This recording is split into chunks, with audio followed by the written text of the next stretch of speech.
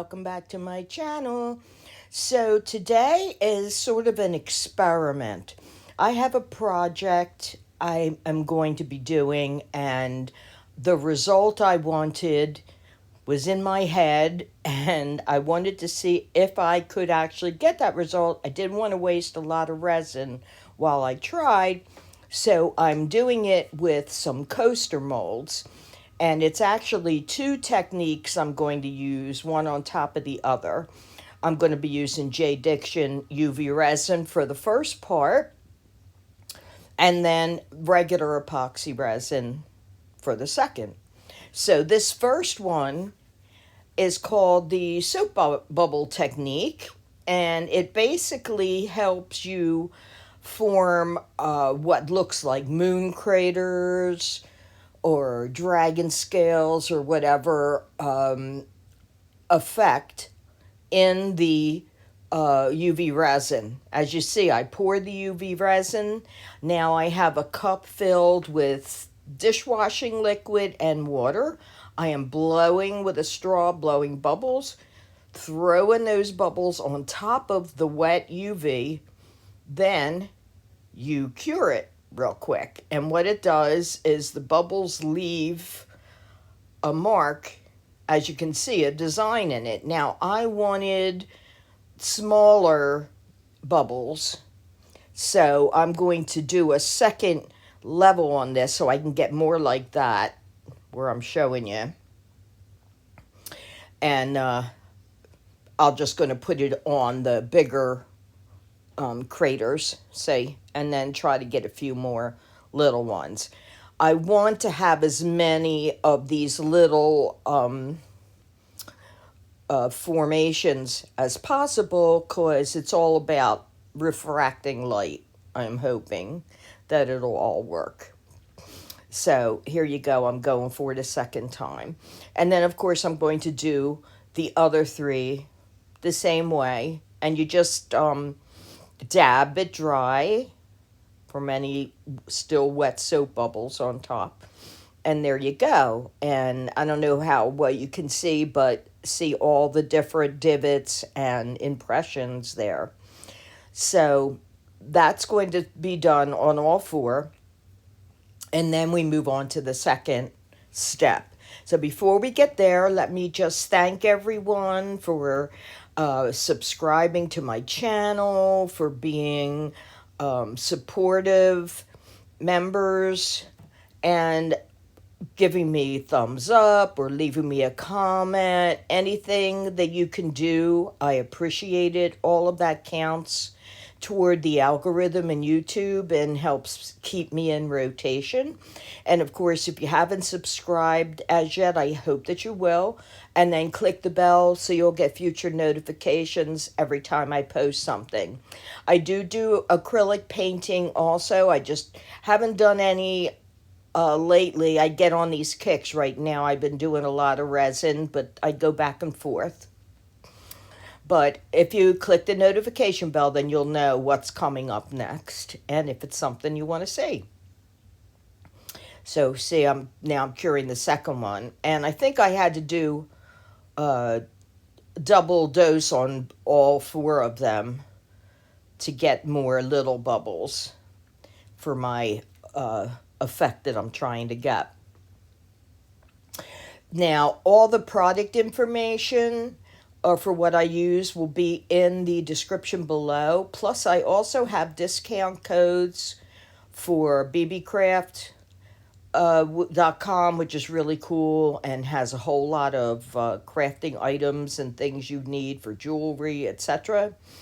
And for JDiction resin, they sell a lot more than just resin, but you can get 10% off if you use the link in the description below.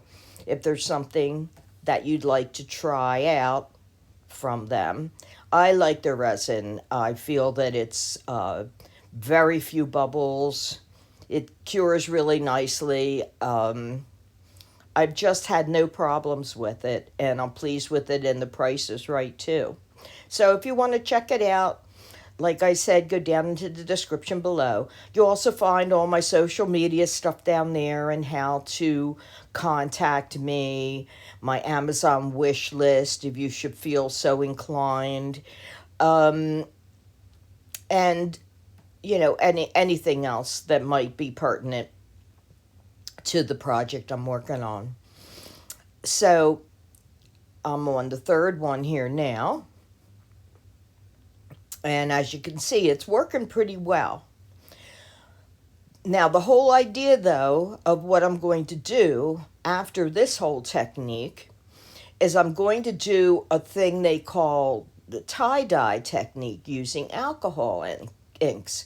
Now, usually you take a mold that has nothing in it and you spritz the alcohol ink across it, and then quickly, before anything has a chance to start to dry, you pour your epoxy resin in, and it causes it all to disperse and look like a tie-dye design.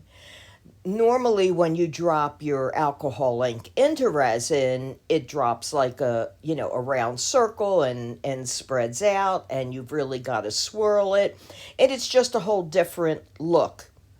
Now this, by putting it on the surface of the mold first and then pouring the resin, just disperses it, like I said, and gives much more of that tie-dye deep look.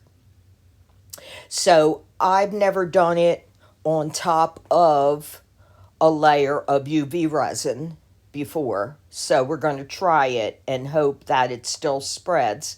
And then in the end, hopefully, when we hold it up, we'll be able to see all this refracted light as if they're crystals or something because of all the UV resin craters and everything that we made using the bubbles. So that's what I'm hoping to see, so that something, if it was a sun catcher, would really refract the light. I'm also going to use a little ultrafine glitter in the final resin coat too, because I just want it to be sparkly. So that's what I'm going for here, and hopefully I'll be able to accomplish it. So we'll be moving on to the next part in a minute or two. But let me just say, normally when I do this bubble effect, and I have done a few videos, if you want to see them, at least two, using this effect. One was for a hanging chimes. I know another one was other kinds of coasters. So there are some videos. But after you do this, normally you take, say, a mica or a chameleon powder or something to brush over it so that all the divots and everything are accentuated. Now, I didn't do that here because I'm trying to keep this really kind of clear and, see-through. Will it work? I don't know. We'll find out if I don't do any kind of mica to define those little shapes. So we'll see. So last but not least about this technique, normally when you're doing it, something like this with UV in a mold, it's always good to turn it over and to cure the back. I didn't do that here, but you'll see in the very end that when I pop them out, I flip them over and give a quick cure to the back to make sure the UV hardened underneath that was in the mold. So now, time for the next one. I've got this epoxy resin. I've been mixing for 3 to 5 minutes. It's JDiction.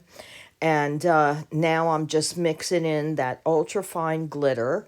I think it's called Spring Mint. It's very, very pretty.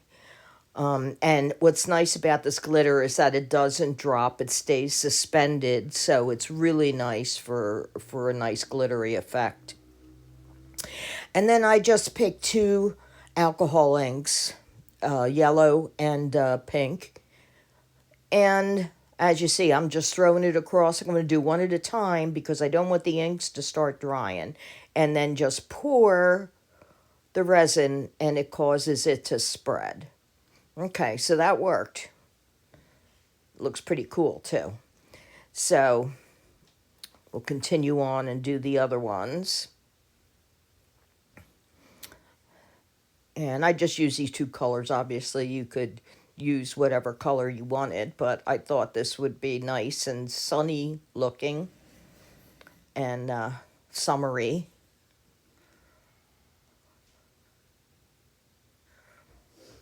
Definitely love the sparkles of that glitter, that's for sure. Pretty cool.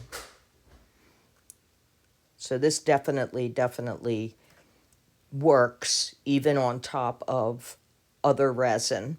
So that's a good thing to know, that it didn't have to be a completely empty mold to make the tie-dye effect spread like that. Oh, these coasters, they're so small, and I'm trying not to overfill them, but I want to make sure I put enough resin so that it'll spread the inks out.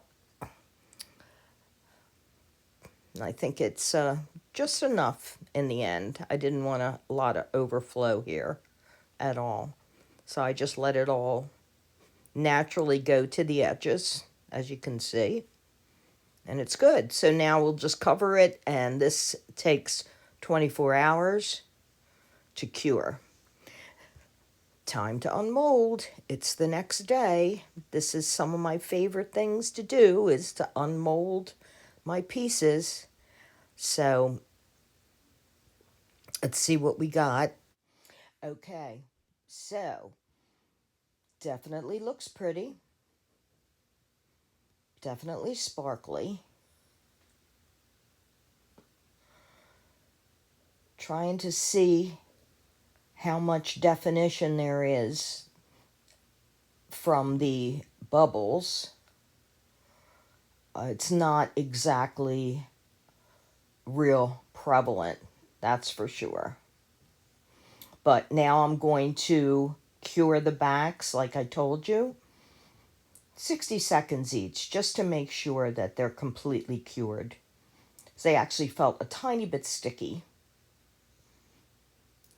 because it was a little thick, the UV, when I laid it down. Now see, you can see the little designs in there, but it's very subtle. So I'd say this is a semi-success. It's not quite as prevalent as I wanted it to show, but in the end, I think they came out really beautiful. So till next time, everyone, please stay safe, be kind, and have a great day.